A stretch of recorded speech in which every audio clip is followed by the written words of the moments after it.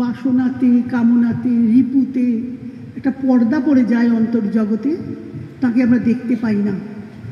কারণ বারবার গীতায় বলেছেন না, ঈশ্বর সর্বভূতানাং হৃদ্দেশের জন্য তিষ্ঠতি, হৃদয় দেশে তিনি আছেন। ভ্রাময়ণ সর্বভূতানি যন্ত্রারূঢ়ানি মায়য়া, মায়ার দ্বারা আমাদের ঈশ্বর সবাইকে ঘোরাচ্ছেন, ঘুরে চলছি আমরা জন্ম জন্মান্তর। এই যে ধর্ম, ভগবানকে ভালোবেসে পাওয়ার ধর্ম, ভালোবেসে কাছে পাওয়ার, এটি যখন লুপ্ত হলো, এরপরে আবার আসবে। পঞ্চদশ শতকে ভারতবর্ষে ভক্তিবাদের প্রাবল্য এসেছিল। ইতিহাস যদি আমরা একটু দেখি, এখন থেকে 3000 বছর আগে বুদ্ধের আগমন, খ্রিস্ট জন্ম পূর্বাব্দতে এসেছেন 623 থেকে 534 অবধি বুদ্ধের জীবনকাল। সেই সময় ওই পশুঘাতমকে নিন্দা করেছেন। পশুঘাত মানে বেদে যে যজ্ঞের বিধি, বেদের রহস্যার্থ কেউ বুঝতে পারছে না, বেদের সায়ন ভাষ্য কেউ বুঝতে পারছে না, বেদের ভাষ্য যে ভাষা, বৈদিক যে ভাষা, সংস্কৃত তখন হয়নি, বৈদিক ভাষা সাধারণের বোধগম্য ছিল না। তাই তার থেকে প্রাকৃত এলো, পালি ভাষা এলো আঞ্চলিক উচ্চারণের ফলে। তাই মানুষকে একটা কিছু দিতে হবে তো ধর্মার জন্যে অবলম্বন। তাই বুদ্ধ এলেন, রাজার বাড়িতেই জন্মেছেন, শাক্য বংশে কপিলাবস্তু নগরে। কিন্তু বিষ্ণু পুরাণে আছে গয়া প্রদেশে তিনি অঞ্জনা হচ্ছে মায়ের নাম বলেছেন পুরাণে, বিষ্ণু পুরাণে অঞ্জনা মায়ের নাম আমরা পড়েছি ইতিহাসে মায়া দেবী মায়ের নাম। আর তাকে মানুষ করেছিলেন গৌতমী, তাই গৌতম নাম হয়েছিল। গৌতমী হচ্ছেন ধাই মা, তার মাসি বলা আছে। যাই হোক, তা এই বিষ্ণু পুরাণ বলছে যে গয়া প্রদেশে জন্মেছেন। তখন কপিলাবস্তু নগরের নাম পরবর্তীকালে হয় গয়া। অনেক প্রাচীন, গয়শীর্ষ পর্বতে উঠেছিলেন বুদ্ধ, ইতিহাসে আছে। আমরা বুদ্ধের জীবন কথা কোথা থেকে জানতে পারি? অনেক অনেক সাহিত্যে হয়েছে, লেখা হয়েছে বুদ্ধচরিত। আমাদের সংস্কৃত ভাষায় প্রামাণ্য গ্রন্থ হল অশ্বঘোষের বুদ্ধচরিত।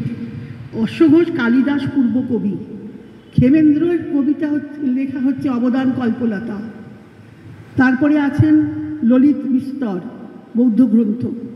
যাই হোক, আমরা বুদ্ধের যে জীবনী পাই তাতে আমরা দেখি তিনি যে জন্মেছিলেন রাজার বাড়িতে, শুদ্ধোধন রাজা, তার বংশে শাক্য বংশ। সেই বংশের কেন শাক্য বংশ নাম হলো তার ইতিহাসও বলা আছে, আমরা সেসব প্রসঙ্গে যাব না। আমরা শুধু বুদ্ধের কি দর্শন তত্ত্বটা নিয়েও আলোচনা করব না, কারণ সেটা অনেক জটিল, এটা সময় সাপেক্ষ। আমরা শুধুমাত্র বুদ্ধের যে উপদেশ সেটা কিভাবে আমরা গ্রহণ করতে পারি, কিরকম উপমার সাহায্যে বুঝিয়েছেন, সেগুলি আমরা একটু দেখব, একটু আস্বাদন করব। তা বুদ্ধদেব তো রাজার ছেলে, রাজ চক্রবর্তী হবেন, তার জ্যোতিষীরা বলেছিল তার জন্ম সময় কোষ্ঠী দেখে।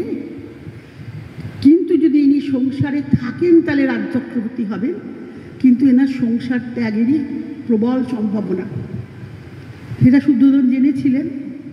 সুতরাং ছেলেকে যাতে মায়া মানে ঐশ্বর্য ভোগে রমণী দিয়ে আকৃষ্ট করতে পারেন সেরকম বলা আছে, করেছিলেন ব্যবস্থা। বিবাহ দিয়েছিলেন যশোধরার সঙ্গে, গোপা নামও আছে। ছেলেও জন্মালো রাহুল। কোনো কোনো জায়গায় আছে রাহুল জন্মাবার পরেই তিনি চলে গেছেন, সংসার ত্যাগ করলেন পরের দিনে, এটা বলা আছে কোথাও। আর কোথাও বলা আছে কিছুদিন বাদে তিনি গৃহত্যাগ করেছিলেন। এবং যখন বিবাহ হয়নি তখন মানে তার মনকে আকৃষ্ট করার জন্যে মায়া দিয়ে, মোহ দিয়ে তিনি প্রচুর ব্যবস্থা করেছিলেন শুদ্ধোধন। রমণীদের সজ্জিত করে, অলঙ্কারে সুন্দরী রমণীদের সর্বাঙ্গ অলঙ্কারে ভূষিত করে সিঁড়ির মধ্যে হাতল করে রাখতেন, যাতে ওই রমণীদের ধরে ধরে বুদ্ধকে সিঁড়ি দিয়ে দোতলায় উঠতে হয়, প্রাসাদে উঠতে হয়, এরম বলা আছে। এত লোভের, এত বিলাসের সামগ্রী তাকে দিয়েছেন। কিন্তু মন তো যিনি হবেন পরবর্তীকালে, তাকে তো বোঝাই যায় বুদ্ধের পূর্ব জন্মের নাম ছিল বোধিসত্ত্ব। এক এক জন্মে জাতকে আমরা পাই, এক এক জন্মের এক একটি নাম ছিল, বোধিসত্ত্ব নাম ছিল। তা এখন যে সবাই আমরা ইতিহাসে পড়েছি যে রাস্তায় বেরিয়ে তিনি ছন্দককে নিয়ে দেখলেন, চারজনকে দেখলেন, ব্যাধিগ্রস্ত একজন, মৃত একজন, জরাগ্রস্ত একজন, একজন মৃত, সব যাচ্ছে, আর একজন সন্ন্যাসী হাসি মুখে যাচ্ছে। চারটি দেখে ছন্দককে প্রশ্ন করলেন এরা কারা? তখন ছন্দক যা উত্তর দিয়েছিলেন জানা আছে। বুদ্ধদেব শুনে চলে গেলেন। তখন থেকেই তার মনে, শিশুকাল থেকেই মনে অথম প্রবল তার করুণার ভাব। পরবর্তীকালে করুণা, মুদিতা, উপেক্ষা, এটি হচ্ছে বৌদ্ধ আচারের ধর্মের বিশেষ আচার করতে হবে। করুণাময় বুদ্ধের কত আমরা মূর্তি দেখে এসেছি, অবলোকিতেশ্বর, করুণাঘন, অমিতাভ বুদ্ধ, সারা ভারতবর্ষে তা প্রচলিত হয়েছে। এবং বৌদ্ধ ধর্ম শুধু ভারতবর্ষের বাইরেও প্রচুর এখনো পর্যন্ত বুদ্ধদেবকে সম্মান করে, সম্মানিত তিনি পূজা করেন, প্রচুর আছেন বৌদ্ধ। কেন হলো সেটা? বুদ্ধের ধর্মকে এত লোক গ্রহণ করলো কি করে? ভারতবর্ষ থেকেই তো বাইরে গেছে। আমরা পরে আসছি যে প্রচার হলো কি করে। বুদ্ধের যে বাণী, বুদ্ধের যে শিক্ষা, বুদ্ধের যে উপদেশ, সেগুলো হলো কিসের জন্যে? না, সেই যুগে মানুষ অনেক মনের নিম্ন স্তরে বিচরণ করত, চেতনার, শ্রী অরবিন্দ বলেছেন চেতনার নিম্ন স্তরে প্রকৃতির, নিম্ন প্রকৃতির কবলিত ছিল। তাই সেই চেতনাকে উন্নীত করার জন্যে মানসিক স্তরে, আমাদের তো সত্তা, প্রাণ, মন, দেহটা জড়, তারপরে প্রাণের আবির্ভাব, তারপরে মনের আবির্ভাব, তারপরে আত্মা, তারপরে মনের উচ্চ স্তর শ্রী অরবিন্দ নির্দেশ করেছেন। মনের পরেও অনেক স্তর আছে।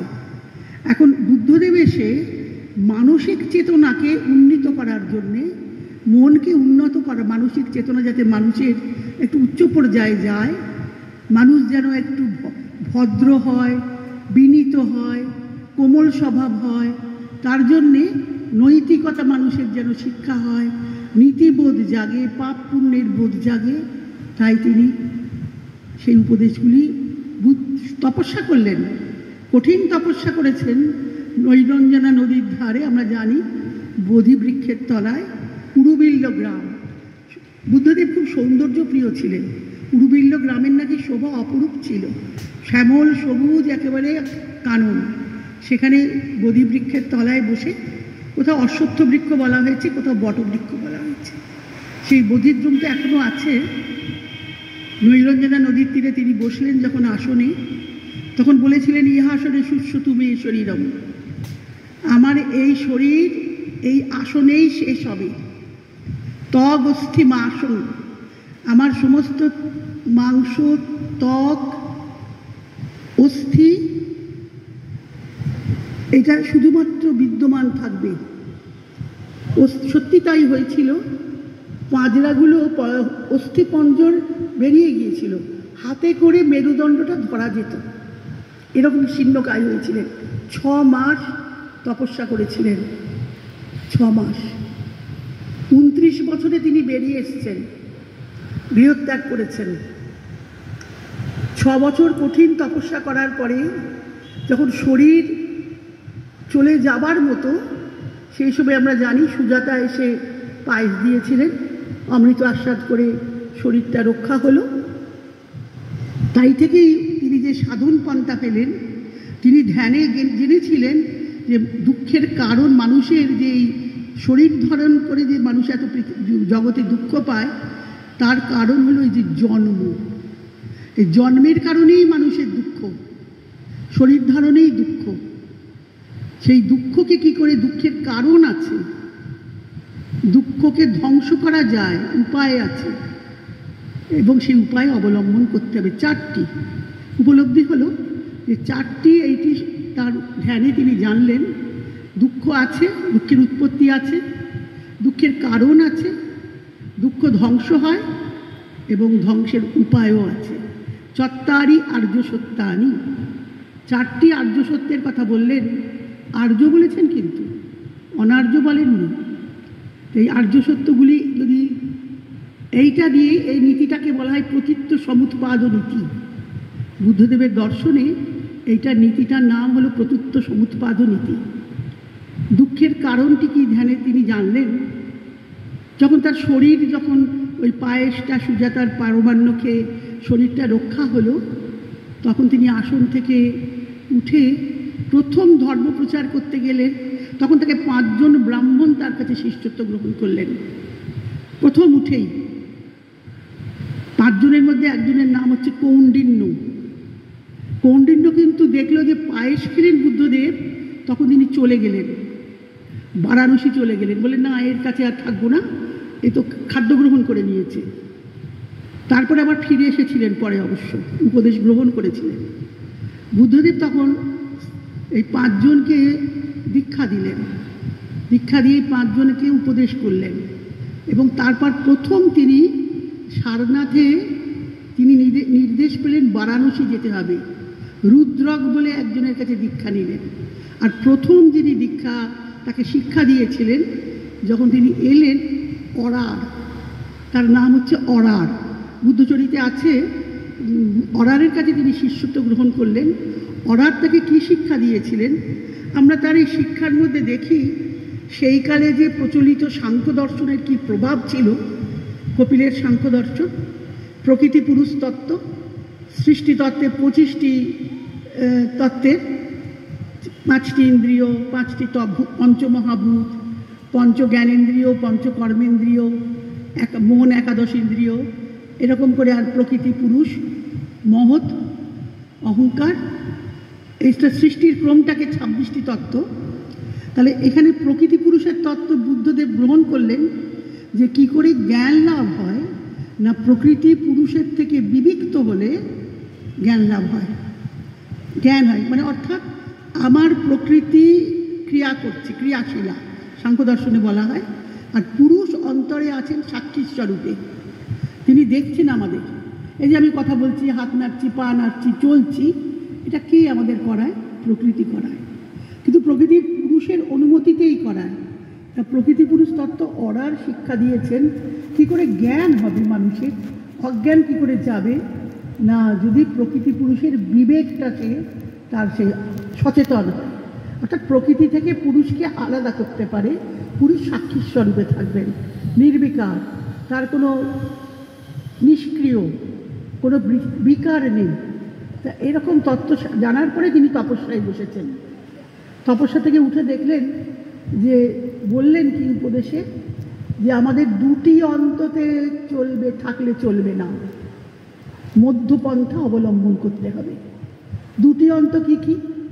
একটি হচ্ছে ভোগের জীবন, সুখভোগ, ঐশ্বর্য, খাওয়া দাওয়া, ভালো ভালো ভালো গারস্থ ধর্ম পালন করা। ব্রহ্মচর্যের উপরে খুব জোর দিয়েছেন তিনি, সন্ন্যাসও দিয়েছেন। বুদ্ধদেবের পরের থেকেই তো সন্ন্যাসের প্রাবল্য এলো আমাদের। বললেন যে 2টো অন্ত হচ্ছে, একটা ভোগৈশ্বর্য আর একটা হচ্ছে কৃচ্ছ সাধন। খুব কঠোরভাবে উপবাস, নিদ্রা নয়, নিদ্রা ত্যাগ, আহার ত্যাগ, এরকম করে যদি কঠোরভাবে করো, সেটা সে অন্ততেও যাব না। আমাদের নিতে হবে মধ্যপন্থা। মধ্যপন্থার হিসেবে তিনি আজ বিধান দিলেন 4টি আর্য সত্য আর অষ্টাঙ্গিক মার্গ। দেখুন, অষ্টাঙ্গিক মার্গটা বুদ্ধও বলেছেন, আবার পতঞ্জলির যোগে অষ্টাঙ্গিক মার্গ আছে। যম, নিয়ম, আসন, প্রাণায়াম, প্রত্যাহার, ধ্যান, ধারণা, সমাধি। এখানে বুদ্ধদেবের যে অষ্টাঙ্গিক মার্গ একটু পৃথক।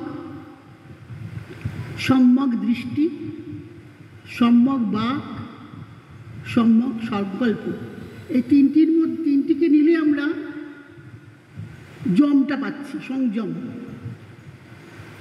তারপরে হচ্ছে সম্যক কর্মান্ত, সম্যক আজীব, সম্যক ব্যায়াম।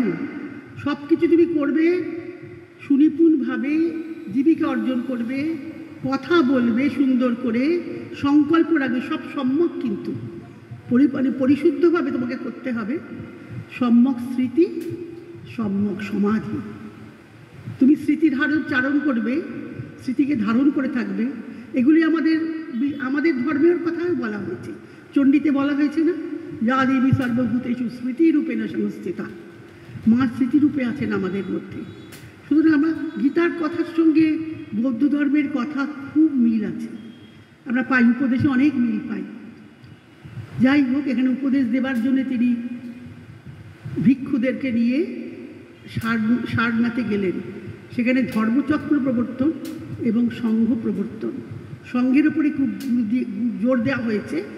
তাই বৌদ্ধ ধর্মের প্রার্থনা হলো কি, বুদ্ধং শরণং গচ্ছামি, ধম্মং শরণং গচ্ছামি, সংঘং শরণং গচ্ছামি। এটা হচ্ছে পালি ভাষায় তার বর্ণনা ছিল, আমরা সংস্কৃতে করে নিয়েছি। তারপরে এই যে বুদ্ধের উপদেশগুলি কোথায় লিপিবদ্ধ আছে, পালি ভাষায় ত্রিপিটকে আছে, ত্রিপিটক গ্রন্থে আছে। 3টি পিটক, পিটক মানে পেটিকা, অর্থাৎ যেখানে স্টোর করে রাখা হয়েছে। আমরা যেমন পেটিকাতে কাস্কেট, যত্ন করে গয়না রাখি, মূল্যবান জিনিস রাখি, সেরকম 3টি পেটিকা। পেটিকার নামগুলি খুব সুন্দর, সুত্ত পেটিকা, বিনয় পেটিকা, অভিধম্ম পেটিকা।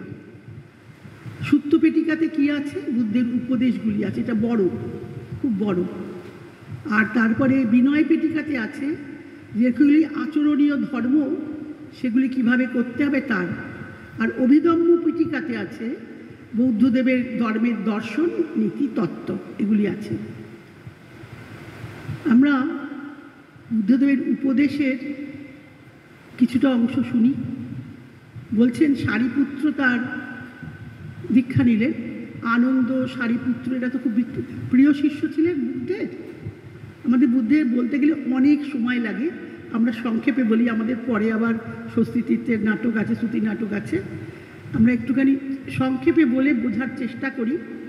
কেন তিনি সাধারণ মানুষের জন্য উপদেশ দিয়েছেন, না সাধারণ মানুষের চেতনাকে উন্নীত করতে হবে, শুভ বুদ্ধির উদয় করতে হবে, কল্যাণ কর্ম করতে হবে, পরহিত করতে হবে। স্বামীজি বলছেন না, তুই তপস্যা মানে কি, তপস্যা মানে সহ্য করা, তপস্যা করতে করতে একটা শক্তি জন্মায়। তুই চিঠিতে লিখছেন, তুই যতদিন পরার্থে চিন্তা না করতে পারবি তোর তপস্যা সার্থক হবে না। পরার্থে চিন্তা করতে না পারবি, পরার্থে চিন্তা করতে করতে কি হবে, সাধন করতে করতে কি হবে, স্বামীজি বলছেন তুমি সর্বভূতে আত্মাকে দেখবে, সর্বভূতে আত্মাকে দেখবে, নিজের মধ্যে দেখবে, সর্বভূতে দেখবে, তখন তোমার সাম্য দৃষ্টি হবে, সমতা দৃষ্টি হবে। আর কি হবে, সর্বজীবে প্রেম হবে, ভালোবাসা হবে। স্বামীজির কথা আছে না, জীবে প্রেম করে যেই জন সেই জন সেবিছে ঈশ্বর। ভগবানের পুজো তুমি করতে পারবে না যদি মানুষকে না ভালোবাসো। তাই বুদ্ধ বলছেন যে আগে তোমাকে কি করতে হবে, তোমাকে গল্পের মধ্যে বলছেন, সাধারণ মানুষ গল্প শুনতে ভালোবাসে, উপমা শুনতে ভালোবাসে, উপমার মাধ্যমে সরল ভাষায় উপদেশগুলি দিয়েছেন, সবই পালি ভাষাতে। এগুলি আমাদের অনুবাদ হয়েছে, প্রচুর অনুবাদ হয়েছে চীনা, আবার যে যে বৈদেশিক ভাষাতে, চীনা ভাষায়, ব্রহ্মদেশে, তারপর জাপানে, যেখানে যেখানে বৌদ্ধ ধর্ম প্রচারিত হয়েছে সেখানে এই ভাষায় সবগুলি অনুদিত হয়েছিল। আমাদের দেশে আমরা জানি যে হিউয়েনসাং আর ফাইয়ের এসেছিলেন পর্যটক চীন দেশ থেকে, তারা এখান থেকে বুদ্ধদেবের উপদেশ সমন্বিত পালি ভাষায় লিখিত ত্রিপিটকের অংশ নিয়ে গিয়েছিলেন। সেইখান থেকে সেগুলি চীনা ভাষায় অনুবাদিত হয়। ফাইয়েন এসেছিলেন গুপ্ত যুগে, হিউয়েনসাং এসেছিলেন হর্ষবর্ধনের সময়, ইতিহাসে আমরা পড়েছি। তো এইগুলি বাইরে গেল কি করে, এই পর্যটকরাই নিয়ে গেছেন এই অমূল্য মণিমাণিক্য। তাই জন্য পাশ্চাত্য দেশে, ইউরোপে এই বৌদ্ধ ধর্মের খুব প্রাধান্য। সেখানে খ্রিস্ট ধর্মের পাশাপাশি বুদ্ধকেও সকলে শ্রদ্ধা করেন। বিহার হয়েছে, আমাদের বৌদ্ধ মঠ, আমাদের এদিকে তো দক্ষিণ পূর্ব এশিয়াতে তো প্রচুর আছে, শ্যাম দেশে, ব্রহ্মদেশে, আমাদের নিচে দক্ষিণ পূর্ব এশিয়াতে বুদ্ধদেবের মঠ, বিহার, বৌদ্ধ সন্ন্যাসী প্রচুর রয়েছে। আর তিব্বত তো প্রথমেই ছিল, তিব্বতের থেকেই তো আমরা, তিব্বতে গেছিলেন আমাদের ধর্মপ্রচারকেরা সকলে, রামমোহনও গেছিলেন আমাদের তিনি অবশ্য চীনা তন্ত্র শিখতে গিয়েছিলেন, রাজা রামমোহন রায়। বশিষ্ঠ গিয়েছিলেন সেখানে চীনা তন্ত্র শিখতে। বৌদ্ধ ধর্মের পরবর্তী অংশে অনেক তান্ত্রিক মতবাদ ঢুকে যায়, আমরা সেদিকে যাব না। আমরা বৌদ্ধ দর্শনের যে গ্রন্থ মাধবাচার্যের সর্বদর্শন সংগ্রহ, যিনি সায়নাচার্যের দাদা, সায়নাচার্য ছিলেন বেদের ভাষ্য করেছিলেন সংস্কৃতে, সর্বদর্শন সংগ্রহ সংস্কৃতে। এগুলি সব পরে অনুবাদ হয়, ইংরেজিতে হয়, জার্মান ভাষায় হয়, সব ভাষায় এগুলি অনুবাদ হয়। তাহলে বৌদ্ধ ধর্ম এত প্রচার হলো কী করে বিদেশে? সেখানে আমরা একটি উপমা দিচ্ছেন বুদ্ধদেব, যে তিনজন পুরুষ আছে, হে ভিক্ষু, তিন রকমের পুরুষ আছে। কি কি পুরুষ? একজন বলছেন, একজন হচ্ছে অন্ধ, একজন হচ্ছে একচক্ষু, একজন হচ্ছে দ্বিচক্ষু। তার মানে একজনের একটা চোখ আছে, একজনের দুটো চোখ আছে। তা আমাদের তো সবাইকারই দুটো চোখ, একটা চোখ তো নয়। একটা চোখ হলে তো চোখের অসুখে এই চোখ নষ্ট হয়ে যায়।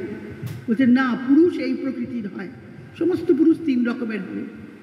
বলছেন যারা অন্ধ তারা কি? যারা জানে না, অজ্ঞানী যাদের, তারা অবিদ্যার অজ্ঞান যাদেরকে অভিভূত করে রেখেছে, তারা সত্যকে দেখতে পায় না, তারা যেটা দেখে তার অর্থ বোঝে না, জানি না বলে, এবং যা দেখেনি অদৃষ্ট বস্তুকেও তারা জানে না, তা তো জানবেই না।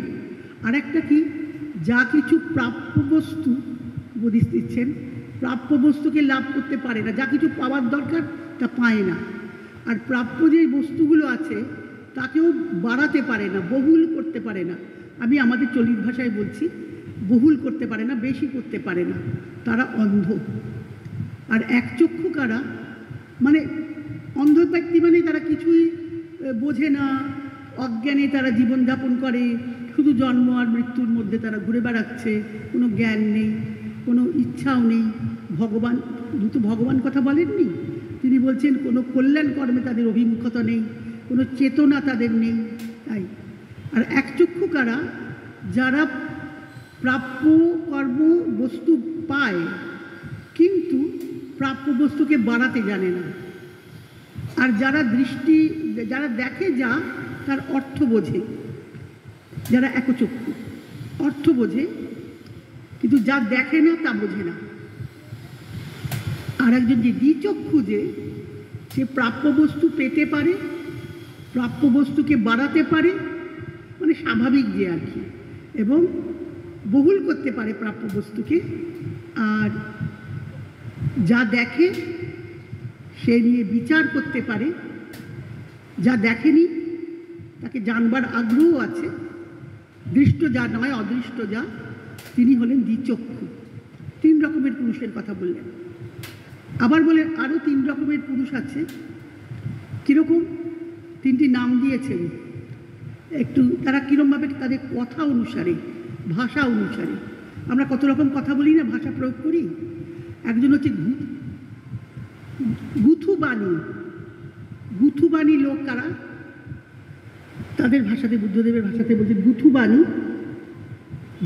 যে কথা বলে যা জানে না তা দিয়ে বলে আমি জানি, আমি বুঝি না বলে না, যা দেখেনি মিথ্যা কথা বলে তারা, অর্থাৎ মিথ্যাবাদী হলো গুতুবাণী। যা দেখেনি তাকে বলে দেখেছি, যা জানি না তাকে বলে জেনেছি, তারা হচ্ছে গুথুবাণী। আর একদল আছে পুষ্পভাণী। পুষ্পভাণী মানে যারা দেখতে পাচ্ছে, তারা বলে যা দেখতে পাচ্ছে তাকে বলে দেখেছি, তারা বলে দেখেছি, দেখবো না, এই মিথ্যা কথা বলে না, কিন্তু তারা সেটা আচরণে তাদেরকে প্রয়োগ করে না। মানে সে দেখেছে যেটা, সেটাকে সে দেখেটাকে ব্যবহারে প্রয়োগ করতে পারে না, তারা হচ্ছে পুষ্পভাণী। আর একটা হচ্ছে মধুবাণী। মধুবাণী মানে যিনি কখনো কর্কশ কথা বলেন না, সর্বদা মিষ্ট কথা বলেন, অন্য লোকের মনে কখনো কষ্ট দেন না। এর মাধ্যমে বুদ্ধদেব কী বোঝাতে চাইছেন? তোমাদের ব্যবহারকে মধুর করো, ভাষাকে মধুর করো, কর্কশভাষী হয়েও না, মিষ্টিভাবে কথা বলো, কারণ কোনো লোকের মনে আঘাত করো না, দুঃখ দিও না, এটা বোঝাতে চাইছেন। তাই উদাহরণের সাহায্যে বললেন মধুবাণী। মধুবাণী মানে কখনো কর্কশ বাক্য প্রয়োগ করে না, কারণ মনে আঘাত দিয়ে কথা বলে না। আমাদের সংস্কৃতেও, আমাদের চাণক্য শ্লোকেও আছে যে ন সংগ্রহতি বাক শতম। বাক্য দিয়ে যদি কারোর মনে আঘাত দেওয়া যায়, সেই ক্ষতটা কোনো ওষুধে সারানো যায় না। আমরা মানুষরা আজকাল তো দেখি ভীষণ রূঢ়ভাষী হয়ে গেছে, কথা বলে কীরকম করে শক্তভাবে, মানে লোকের কাছে মনে কষ্ট পাচ্ছে কি না সেটা বিবেচনা করে না। আমার যা মনে হলো অহংকার, যারা দম্ভভাষে কথা বলে তারা হচ্ছে ওই যে গুথুভানি। দম্ভভাষে কথা বলে, অহংকার নিয়ে কথা বলে, তারা গুথুভানি। আর মধুবাণী যে, সে কখনো দম্ভভরে কথা বলে না, অহংকার নিয়ে কথা বলে না, সে হচ্ছে মধুবাণী। আর এক রকমের জ্ঞানের দিক থেকে কথা বললেন, তারা হচ্ছে, একজনকে বললেন যে অবকুম্ভ প্রজ্ঞ, মানে এই যে আমরা খুব আমার মনে পড়ছিল যে মানুষের বুদ্ধদেবের উপদেশ শুনতে তো শয়ে শয়ে হাজার হাজার লোক আসতো, তাদেরকে উদ্দেশ্য করেই বুদ্ধ কথাটা বলছেন, মানে উপমা দিয়ে এটা রূপক করে বলছেন। অবকুম্ভ প্রয়োগ, অবকুম্ভ প্রজ্ঞ, প্রজ্ঞা মানে জ্ঞান, আর অবকুম্ভ বলছেন দেখো একটা কুম্ভকে যদি জলে উল্টো দিকে ডোবাতে চাই তাহলে সে জলটা কিন্তু তাহলে তোলা যায় না। জল ভরে যদি উল্টো করে দিই তাহলে সে জল তো আবার পড়ে যাবে, সেটা হচ্ছে অবকুম্ভ প্রজ্ঞ। অর্থাৎ যারা উপদেশ শুনছে, সাধুজনের, সজ্জনের, ভিক্ষুদের উপদেশ শুনছে, শোনার পরেই যখন আসন ছেড়ে বেরিয়ে যায় সব ভুলে যায়, সব ভুলে যায়, কিছু আর বাড়ি গিয়েও কিছু মনে করে না, স্মরণ করে না সেটা। তারা হচ্ছে অবকুম্ভ প্রজ্ঞ, কুম্ভের জল ধরতে পারেনি। আর একটা হচ্ছে কি বলছেন, তারা হলো যারা শুনছে, শুনে আসলে বসে শুনছে, তারা শুনে মনে রাখছে, শুনে মনে করছে, কিন্তু যখন বেরিয়ে চলে যাচ্ছে তখন সেটা আর স্মরণ করছে না, সেটা আর স্মরণ করে স্মৃতিতে রাখছে না। স্মৃতিটা ওই জন্য সম্যক স্মৃতিটা বলেছেন অষ্টাঙ্গিক মার্গের মধ্যে। তারা হচ্ছে অর্ধকুম্ভ প্রজ্ঞ, তাদের অর্ধেকটা হয়েছে, তারা কুম্ভের জল তাদের মধ্যে অর্ধেকটা ধরছে, তারা পারছে, ধরতে পারছে, কিন্তু একেবারে ভুলে যাচ্ছে না, বাড়ি গিয়ে আর মনে করছে না। অর্থাৎ উপদেশটা প্রকারান্তরে কি বলা হলো, যে আমি যে উপদেশ দিই সেটা কানে শোনো, মনে ধরে রাখো, বাড়ি গিয়ে এটাকে স্মরণ করো। স্মরণ, মনন, নিদিধ্যাসন আমাদের শাস্ত্রেও অঙ্গ আছে, ভক্তি অঙ্গে। স্মৃতিতে রাখো, আগে কানে শোনো, শ্রবণ, তারপরে মনন করো, মনে রাখো। ভুলে গেলে তো হয়েই গেল, এক কান দিয়ে শুনলাম, এক কান দিয়ে বেরিয়ে গেল। শ্রবণ করো আগে, তারপরে মনন করো, তারপরে নিদিধ্যাসন করো, সেটাকে চিন্তা করো বলেছেন। আমাদের আত্মা বাওয়ারে শ্রোতব্য, দ্রষ্টব্য, মন্তব্য, নিদিধ্যাসিতব্য চ। উপনিষদ বলছে আত্মাকে দর্শন করতে গেলে আগে শুনতে হবে, আগে মনন করতে হবে, তারপরে ধ্যান করতে হবে। যাই হোক, বুদ্ধ বলছেন যে যারা পূর্ণ কুম্ভ প্রজ্ঞ, যারা কুম্ভটাকে সোজা করে ধরে জলটা তোলে, তাদের প্রজ্ঞা স্থিত, অর্থাৎ আসনে বসে শুনছে উপদেশ, মনে রাখছে, আবার বাড়ি গিয়েও স্মরণ করছে, মানে তারাই উপযুক্ত শিক্ষা গ্রহণ করলো। বুদ্ধ এটি বললেন। 3 রকমের আরও অনেক উপদেশ দিয়েছেন। আর একটা বলে শেষ করি, সারিপুত্র তার তো প্রিয় শিষ্য ছিল। যখন শ্রাবস্তিপুরে বুদ্ধ রয়েছেন, শ্রাবস্তিপুরে তিনি শুয়ে আছেন একটা শিমুল গাছের তলায়, পাতার ওপরে, শীতকাল, খালি গায়ে, শীতকাল, রাত্রির বেলায় শুয়ে আছে, সেখানে শুয়ে আছেন আর হিম পড়ছে, ঠান্ডা হাওয়া দিচ্ছে। শুধু এটা বলেই শেষ করি, এটা সারিপুত্রের উপদেশটা অনেক বড়, আপনাদের সময় হয়ে গেছে। তাই বলছেন যে বুদ্ধদেব শুয়েছিলেন, এবং সকাল হতে যখন একজন ওখানে তার ভিক্ষু এসছেন, ভিক্ষু তাকে প্রশ্ন করছেন যে ভদন্ত, তারা তো ভদন্ত বলেন, ভদন্ত আর আমরা যেটা ভগবান বলি, যে আপনি সুখে নিদ্রা গিয়েছিলেন তো? বুদ্ধ বলছেন হ্যাঁ, আমি সুখে নিদ্রা গিয়েছিলাম। বলছেন আপনি কেমন করে বললেন আপনি সুখে নিদ্রা গিয়েছেন? আপনি তো এই পাথুরে রুক্ষ জমির ওপর শুয়ে আছেন, খালি গায়ে শুয়ে আছেন, তারপরে শীতকাল, হাওয়া দিচ্ছে, পাতার বিছানায় শুয়ে আছেন, কোনো কষ্ট হয়নি আপনার? সুখে নিদ্রা গিয়েছেন? বলছেন হ্যাঁ, সুখে নিদ্রা গিয়েছি। বলছেন কেন? আমি কেন সুখে নিদ্রা গেলাম বলো তো? না, যেদিন আমি বোধিজ্ঞান লাভ করলাম তখন তো মার এসে তাকে বিরক্ত করেছিল। 100 পুত্রকন্যা মারকে এসে তাকে কামনার দিকে টেনে নিয়ে যাচ্ছিল। যেমন আমাদের কামদেবের পুষ্পধনু আছে, অর্ধ করলেই কাম তাকে দখল করে ফেলে, কামনা এসে তাকে কবলিত হয়ে যায়। তা বুদ্ধ বলছেন যেদিন আমি বুদ্ধত্ব লাভ করলাম, মার এসে বিজয় লাভ করেছিল, তখনই আমার কামনা, আমার ক্লেদ, মনের মালিন্য, রাগ, আসক্তি, বিদ্বেষ, হিংসা সব দূরে চলে গিয়েছিল। আমার মনে কিছু ছিল না। তাই আমার এই যে অনুভূতি, এই যে রুক্ষ পাথুরে জমিতে শুয়ে আছি,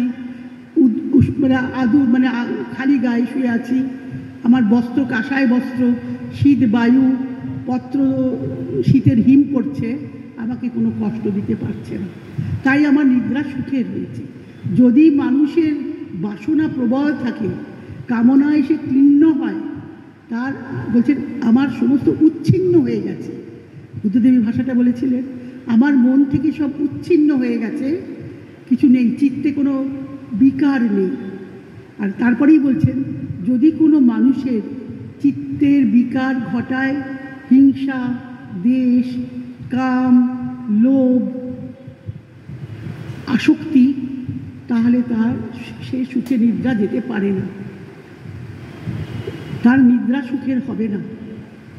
মানে বুঝিয়ে দিচ্ছেন তাহলে তোমাদের আচরণটা, উপমার সাহায্যে বুদ্ধ চাইছেন, সাধারণ মানুষকে উপদেশ দিয়েছেন, শয়ে শয়ে মানুষ উপদেশ দিয়েছেন, হাজারে হাজারে মানুষ নিয়েছেন। জেদ বনে, সারনাথে, নালন্দায় সারিপুত্রের সঙ্গে দেখা হয়েছিল বিশ্ববিদ্যালয়ে, সে যা। আরেকটি হলো কি, যে যখন তার মহাপরিনির্বাণ, আমরা জানি বৈশাখী পূর্ণিমায় তার জন্ম, বৈশাখী পূর্ণিমায় তার সিদ্ধি লাভ, বৈশাখী পূর্ণিমায় তার পরিনির্বাণ। তাকে মার বলেছিল যে তোমার এখন সময় হয়ে গেছে, তুমি এখন পরিনির্বাণে চলে যাও। তখন বুদ্ধ বলেছিলেন আমার যতদিন না আমি অরহত হচ্ছি, বুদ্ধত্ব লাভ হচ্ছে, ততদিন আমার পরিনির্বাণ হবে না, অর্থাৎ আমার মৃত্যু হবে না।